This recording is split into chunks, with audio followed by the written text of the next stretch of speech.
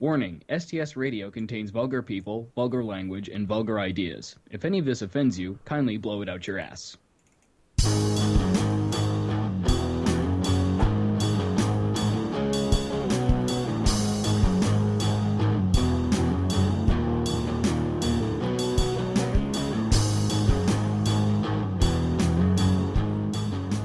Welcome, everybody, to the newest episode of STS Radio. I'm Andrew Moss. With me, as always, Bruce Gates. Hey, man, how's it going? It's going all right.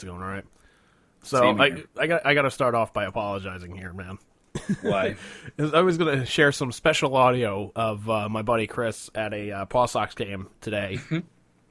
And the reason we had gone was David Ortiz was being advertised as being there, like, rehabbing from his injury and shit.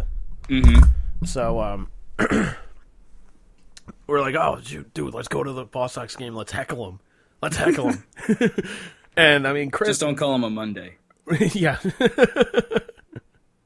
Even though he's not. Isn't he, like, isn't he from the Dominican Republic or something? Yeah. Yeah. I think, yeah. So, regardless. So there goes that. Anyway. Yeah, regardless. So, we get to the ballpark, we get to the seats and whatnot, we're, like, second row from the first base line. So, I mean, even if Ortiz was playing in Boston, he would still be able to hear Chris. So, the game starts, and, you know, the Paw Sox come up to the bat and whatnot, and they have the lineup up on the screen in the outfield, and we're like, where the fuck is Ortiz? Where the hell is David Ortiz? What the hell? Come on, man! And, you know, some guy in front of us was like, he's sick or something. They scratched him from the lineup today. I was like, I was like, dude, you're fucking kidding, man. Oh, jeez. So I pull out my phone. I look on the front page to see, like, okay, is he scratched or anything? There was no news, but the front page still had it plastered. David Ortiz, today's game, 105. Wow, that's bullshit. I'm like, dude, what a dick move. What the hell happened? He just decided not to play or something? I guess. Which is very asshole-ish of him. So, yes.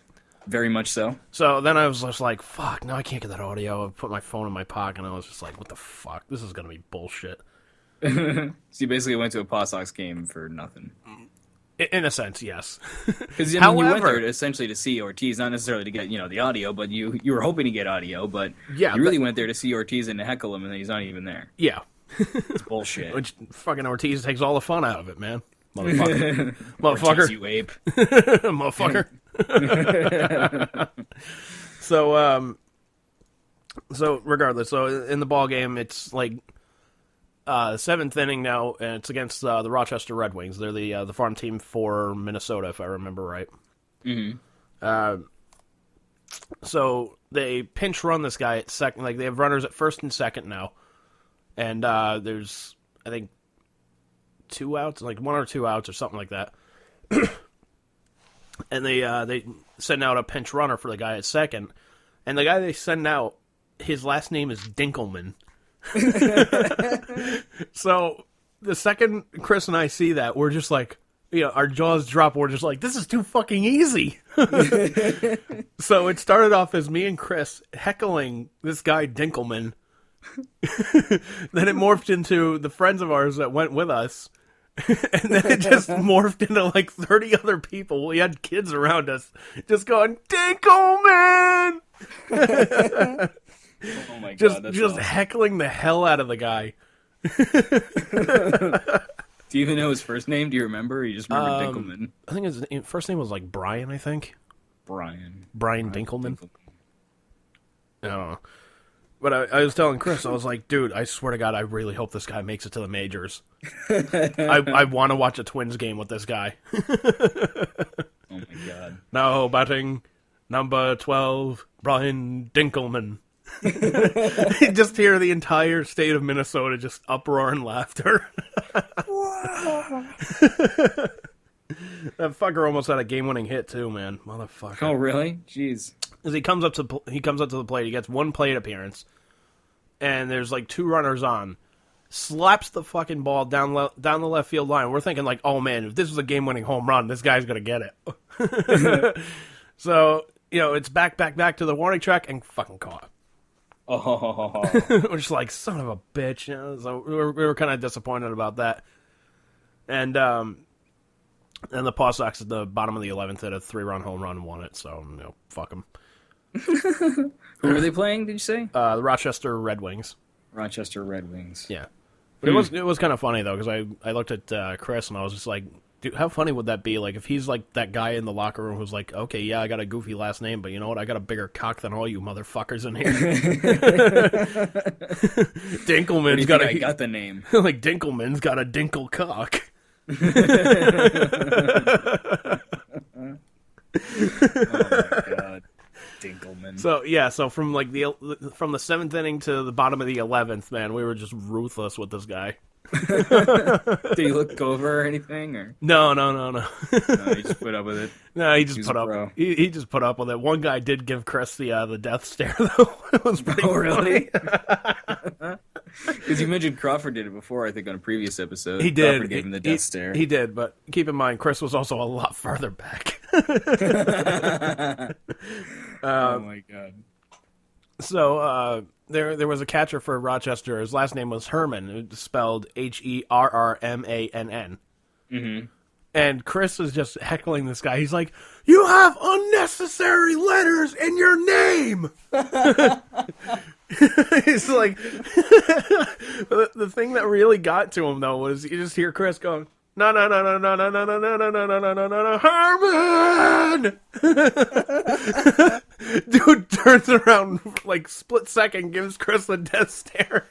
Our chance just dying of laughter. Oh my god, that's awesome. I'm telling you, man, I got to take you to a Paw Sox game with him. He's fucking ruthless. Apparently, he's just fucking ruthless. Like it's like not necessarily with like regular players. Like if they have a goofy last name, he'll jump all over them. But like if there's like a superstar doing like a rehab assignment or something like that, and holy shit, dude, he fucking goes for the blood there. Oh, that's fantastic. Oh, it is, man. Like, have you ever like heckled somebody though, like at a sports game or something like that? No, because I can't do that shit, so I'm not going to heckle somebody else. Oh, you suck. Oh, yeah, you do it. Okay. But it is funny, like just to do it for like a ball busting reason, you know. I suppose. Like just to bust their balls, just to, you know, because they take the game so fucking seriously, and it's like, okay, you're kind of vying for a job in the majors here, but I mean, like if you're like a shortstop and you're playing in the Yankees organization, and you know you got Jeter in front of you, it's like you have no hope except you know to hope that he gets hurt or fucking you get traded to another team. I would really love to see like a Kenny Powers in baseball. That'd be so funny. Like someone who just tries to stand out that much that they're just a dick to everybody. Yeah. That would be great, man. That would be awesome. I'm trying to think. I don't think there's anybody been like Kenny Powers-ish in like really any sport other than I would say Rodman, but I mean Rodman really wasn't like a dick to people. He was just kind of like, I don't know. People just didn't like him, but that's not really because he tried to make people not like him. He did outlandish things. Yeah. And people didn't like it, especially in that time period. Like when he, you know, wore the dress and shit. Like, people were like, what the fuck? Yeah, like the only person I can really think of is, I don't know if you remember Sean Avery. No. Like, dude was such a dick. They actually made an NHL rule after him. Oh, really? Like, called the Sean Avery rule, because it was one game between the Rangers and Devils. And, you know, all the other Rangers kind of have their themselves, like, facing the puck and whatnot. Avery has his face, like, directly in front of Brodeur, and he's, like, waving his stick around, like, trying to fucking screen him and shit. And, you know, Brodeur's, like, shoving him out of the way and whatnot, trying to, like, at least see what the fuck is going on. And Avery's, like, you know, still, like, staying right in front of him and whatnot. So the NHL's just like, okay, we're calling bullshit on this. Can't do that anymore, dick. So... There's a Devils Rangers game coming up, I think, next weekend. Yeah, I think so. Yeah. Yeah, too bad Avery's retired, though. Well, yes. Fucking jerk off. Seriously, I hate that guy. Have the Devils picked up the elusive win yet, or are they, 7 or 8 in a row lost now? 8 in a row they've lost. They haven't won a game since Kovalchuk went down with a shoulder injury. And the thing is... When is he due back? They haven't set a definite return date, but the thing is, they're saying You know, he can handle the puck, he can shoot, he can, you know, pretty much do everything. They're just like, well, we're not sure if he can, you know, take contact with the shoulder. I'm just like, you're fucking kidding. Come on. Like, you guys have lost like 8-9 games in a row. You've gotten like 3 points in that entire fucking stretch. Like, you need the guy back. Yeah, but if he gets hit, then he's fucked. The thing is, you got to get to the playoffs first, man. I suppose, and but it's within if your. he gets hurt, then you're not going to get to the playoffs anyway. I mean, right now they're not even on the bubble, right? I mean, well, they can't possibly be. No, they're technically they can still make it. Well, sure, they can still make it, but I forget who I saw was number. I saw the stats today. I forget who I saw was in number 9. I want to say it was the Islanders. No, I think the Islanders are in it. No, if the playoffs started, the Islanders would be in it. Number 9, last I knew, was Winnipeg. Oh yeah, I think you're right, actually. Yeah. So, fucking A though, man. And then who is it? Detroit's going for their 22nd time in the playoffs in a row, I think. Something like that. Yeah. It's at least 20. I know that. Yeah, they pretty much been a staple of the NHL playoffs for I don't know how long, man. Yeah, well, obviously at least 20 years. Something That's like pretty that. crazy. Yeah. You know. And it was like trying to think. Like the Devil, I remember reading some stat. I really wish I had this thing in front of me, and I really don't want to, look for it now because it takes work, and I don't want to do any work right now. But it was the NHL's like most competitive teams, or like teams that like I forget how they had it worded, but like the top 3 teams, like top team was like Detroit, and it showed how many Stanley Cups they had won, how many playoff the most elite, I think, is what you're referring to. I think so, yeah. And then the Devils, meaning like how many playoff appearances, how many Stanley Cups, like just general the best teams in the NHL overall. Yeah, the Devils were right behind the Red Wings. So who was it? The Devils, the Red Wings, and who else? It was the Red Wings, the Devils, and I want to say it was Carolina, but I can't really. Really, Carolina? Yeah, I can't really say for certain though. But. Carolina sucks this year. Carolina's always a pain in the dick. Yeah, they are a pain in the dick. I don't know why. Like the Bruins always seem to have trouble. I don't know how often the Devils play them. I don't really keep up with the Devils so much. But do the Devils play them a lot? They play them every now and then. Yeah. Yeah. And are they a pain in the dick for the Devils too? Yeah, especially really, especially in the playoffs. There was like a good 3-4 year stretch where like they kept meeting in the first round of the playoffs, and the fucking Hurricanes knocked them out every fucking year. Damn. Yeah.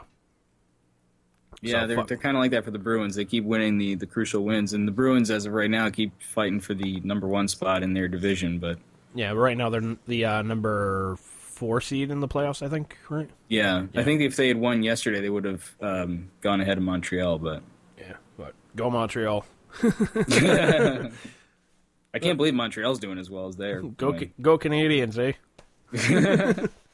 Even Toronto spanked them the other day, though. That was hilarious. I don't know if you saw that. They beat them like 5-1, I think it was. I didn't see that, no. I was bouncing between that and the Bruins game. I was like, yeah, fucking Toronto.